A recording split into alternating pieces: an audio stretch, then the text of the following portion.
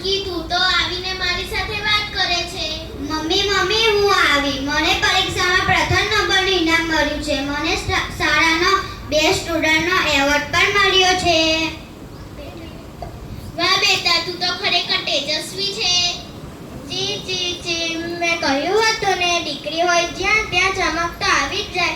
પણ મમ્મી, હું રોજ ઘરના છાપરા પર બેસું છું ને, ઘણા ઘરોમાં તો દીકરીને બહાર રમવા પણ નથી દેતા. શાળાએ મોકલવાની તો દૂરની વાત. પણ કેમ ચમકી, અમને પણ તો ભણવાનો હક છે ને.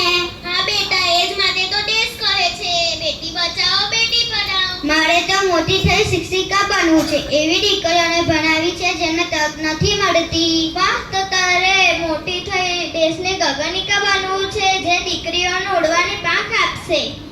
જ્યારે કુટુંબ ભણે છે ત્યારે સમાજ ભણે છે.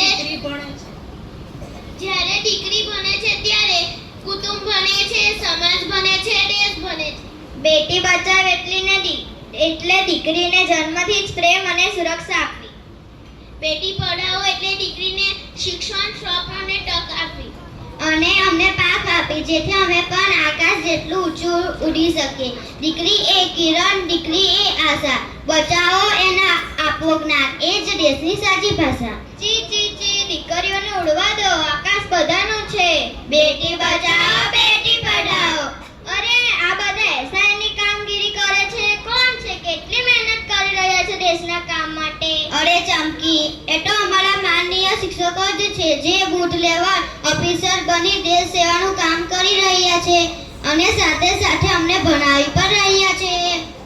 જોયું ને, ભણેલી દીકરી પોતાનું કુટુંબ સાચવે, ભાવિ પેઢીને શિક્ષણ આપે, ભારત દેશને વિકાસ તરફ લઈ જાય. ઇલેક્શન, મતદાર યાદી સુધારણા, વસ્તી ગણતરી તથા અનેક રાષ્ટ્રીય ઝુંબેશમાં યોગદાન આપે. મમ્મી, હું તો ખૂબ ભણીશ.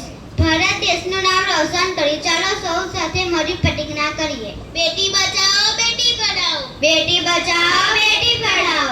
बेटी को सबसे आगे बढ़ाओ. बेटी को सबसे आगे बढ़ाओ. बेटी को डॉक्टर, कलेक्टर, बेटी को कलेक्टर, डॉक्टर, नेता, engineer, teacher, police officer, pilot,